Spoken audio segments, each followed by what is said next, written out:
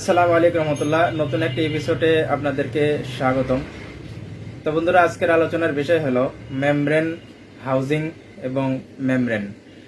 এই দুটি সিস্টেম বা এই দুটি ডিভাইস দেখতে কেমন হয় এবং এটির গঠন প্রণালী এবং কিভাবে কাজ করে, বা মেমব্রেন চেঞ্জ করার সময় কি সিস্টেমে চেঞ্জ করা লাগে, বা মেমব্রেন কিভাবে ঢুকাবেন, অথবা পিওর লাইন কোনটা, ওয়েস্টেজ লাইন কোনটা, মেমব্রেনের পানি ঢোকে কোন দিক দিয়ে আর বের হয় কোন দিক দিয়ে, এই সকল যাবতীয় সিস্টেমগুলো আপনাদেরকে আজকে দেখানো হবে। তো আজকের ভিডিওটি খুব গুরুত্বপূর্ণ হতে চলেছে, অবশ্যই পুরো ভিডিওটি দেখতে থাকুন আর আমাদের সাথে পুরো সময় ধরে থাকার চেষ্টা করুন। তো চলুন কথা না বাড়িয়ে আমরা মূল কাজে চলে যাই। তো আমার হাতে যেটা দেখতে পাচ্ছেন এটা হলো মেমব্রেন। এটা ফিল্মটেক দাও কোম্পানির একটি মেমব্রেন, মেড ইন ইউএসএ লেখা থাকে।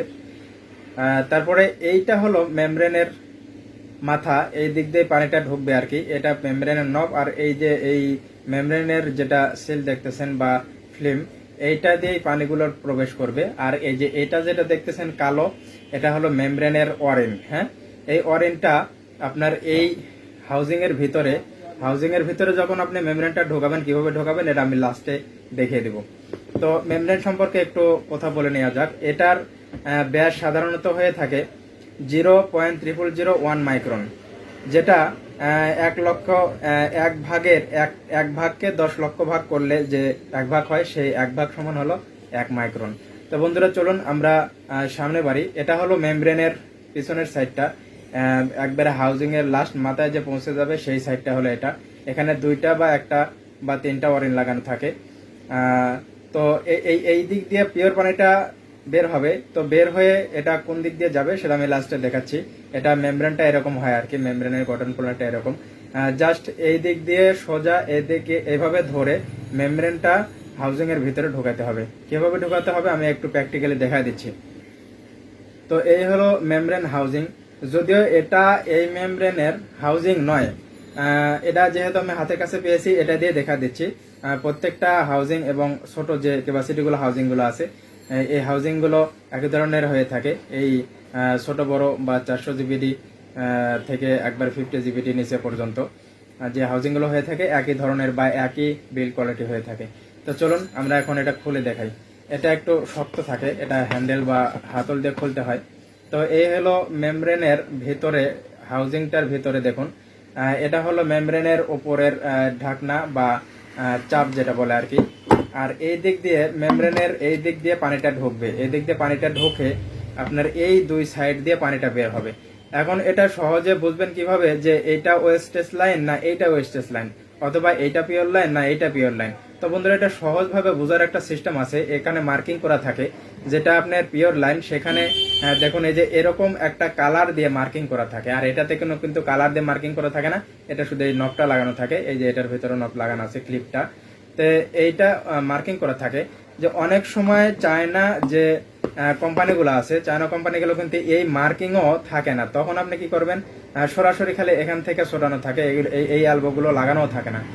তখন একবারে মেমব্রেনের মাঝ বরাবর বলতে আপনি একবারে মেমব্রেনের মাঝ বরাবর হতে এই মাথায় যেটা একটা, মানে একবারে মাথায় যে নবটা থাকবে এই নবটা হলো পিওর লাইন হবে। হ্যাঁ, এটা বুঝতে পারছেন অবশ্যই।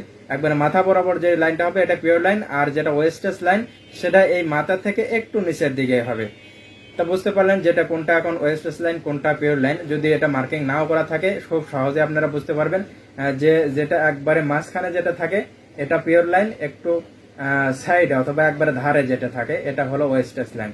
তো চলুন আমরা আরো কিছু তথ্য জানার চেষ্টা করি। এটা হলো মেমব্রেনের ওয়ারিং, মানে হাউজিং এর ওয়ারিং, মেমব্রেন হাউজিং এর ওয়ারিং। এই ওয়ারিংটা যদি পড়ে যায় অথবা যদি না লাগান তাহলে পানি কিন্তু আটকেবে না। হ্যাঁ, এটা কিন্তু খুব একটা ক্রিটিক্যাল বিষয়, এটা খুব একটি সেন্সিটিভ বিষয়।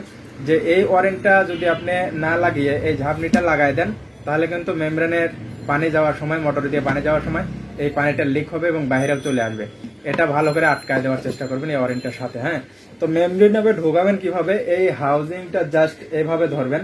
এভাবে ধরার পরে এটা আড়াআড়ি শুধু এই যে আমি যেদিকে হাত দিয়ে ধরছি এদিকে হাত দিয়ে ধরে এই যে ওয়াশার যে দেখতেছেন কালো আপনার এই যে ওয়ারিংটা, এই গ্যাসকেট বা ওয়ারেন্টটা সোজা এইভাবে ঢোকা দেবেন একবারে লাস্ট মাথা পর্যন্ত। মেমব্রেনের দেখুন ওই ভিতরে, হাউজিং এর ভিতরে দেখুন ওই যে ঘাট কাটা আছে, দেখা যাচ্ছে কিনা বুঝতে পারতেছি না, না জানলে না দেখে গেলে কমেন্ট করে জানাবেন, আমরা পরবর্তীতে এটা দেখিয়ে দেবো। একবারে লাস্ট মাথায় দেখুন ঘাট কাটা আছে, ওই ঘাটের মধ্যে আপনার এই মাথার যে ওয়ারেন্টটা, এই যে মাথার ওয়ারেন্টটা, এই মাথার ওয়ারেন্টটা একদম লাস্ট মাথা পর্যন্ত যাবে। একটু যাওয়ার পরে এইভাবে হালকা একটু ঠাসি দিলে চলে যাবে। যদি না যায়, আপনি যদি এটা দিয়ে চাপ দেন তাহলে কিন্তু ওই নবটা ভেঙে যাওয়ার সম্ভাবনা থাকে, অথবা এর প্যাঁচও কেটে নষ্ট হয়ে যাওয়ার সম্ভাবনা থাকে। খুব সাবধানতার সাথে আরো মেমব্রেনটা বের করতে হয়। যখন এটা চেঞ্জ করবেন তখন এইটা আপনার নোজ প্লাস দিয়ে এটা ধরে জাস্ট টান দিলে বের হয়ে আসবে। আর যদি খুব টাইট হয়, একটু হালকা এরকম ঘুরনে দিলে অটোমেটিক দেখবেন যে এটা বের হয়ে এসেছে। তো বন্ধুরা খুব সহজে বুঝতে পারছেন যে এখন মেমব্রেন রিপ্লেস করার সময় বা ঢোকানোর সময় কিভাবে ঢোকাবেন বা বের করবেন। তো চলুন আমরা সামনে বাড়ি, আরো কিছু কাজগুলো এর আছে।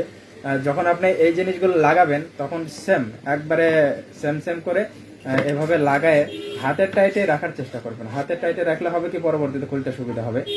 আবার যদি লিক করে তখন একটু হালকা করে আপনার ও ড্রাইভার দিয়ে টাইট দিতে পারেন। তো এই মেমব্রেনের এক দিক দিয়ে কিন্তু পানিটা ঢুকবে, এদিকে বুস্টার পাম্পের লাইন থাকবে, এদিকে ইম্পোর্ট লাইন, এদিক দিয়ে পানি ঢুকবে।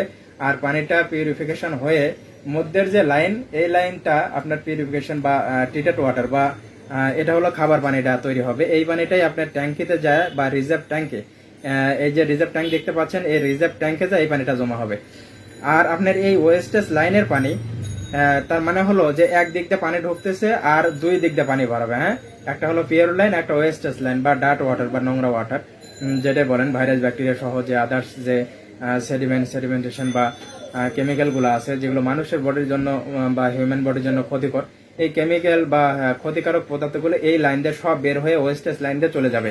এই ওয়েস্টেজ লাইনের মাথায় এরকম একটা ভাল্ব কিন্তু লাগানো থাকে। এই ভাল্বটা লাগানো থাকে কি কারণে, যে আমি যদি এই ভাল্বটা না লাগাই তাহলে আমার এই পিওর লাইন দিয়ে বা আমার এই ওয়েস্টেজ লাইন দিয়ে সব পানি কিন্তু বের হয়ে চলে যাবে ড্রেনেজ হয়ে, আমার এই পিওর লাইনে এক ফোঁটা পানিও আসবে না।